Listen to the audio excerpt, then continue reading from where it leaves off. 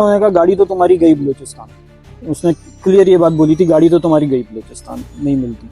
और अगर हिम्मत है FIR कटा देना, पुलिस हमारा कुछ नहीं बिगाड़ सकती, हमारा कोई कुछ नहीं बिगाड़ सकता। मुसल्लह अफराद आते हैं, अंदर घुसते हैं, इसको यरगमाल बनाते हैं और इससे इसकी गाड़ी की चाबी लेते हैं और फिर इसके ATM कार्ड निकलवाते हैं इससे और इसका मोबाइल निकलते हैं। उस मोबाइल के जरिए इसके अकाउंट से 2.5 लाख रुपए ट्रांसफर कर लिए जाते हैं। ये उस बंदे का है जो कराची शहर का रहने वाला है, जो अपना मकान बना रहा था। और इसमें पाकिस्तान पीपल्स पार्टी से ताल्लुक रखने वाले बहुत सारे लोगों के नाम आते हैं। ये लोग सब मिले में हैं, मतलब इदारे, SBCA, corporate housing society, KBCA, ये सब मिले हुए हैं आपस में और ये मिलकर कागजात तैयार करते हैं। नासिर जरदारी साहब ने एक मीडिया रिपोर्ट्स के मुताबिक एक आला सतह का इजलास बुलाया जिसमें मेयर कराची, वज़ीर आला सिंध और दीगर उनके जिम्मेदारान मौजूद थे। उन्होंने सख्त बरहमी का इज़हार किया कि कराची शहर का हाल क्या हो गया है और उन्होंने फिर मिसाल दी कि लाहौर इस्लामाबाद जब बन सकता है तो शहर कराची क्यों नहीं बन सकता। उन्होंने यहाँ तक कह दिया कि मोहसिन नकवी साहब से मुलाकात करने जाकर उससे पूछें कि भाई वो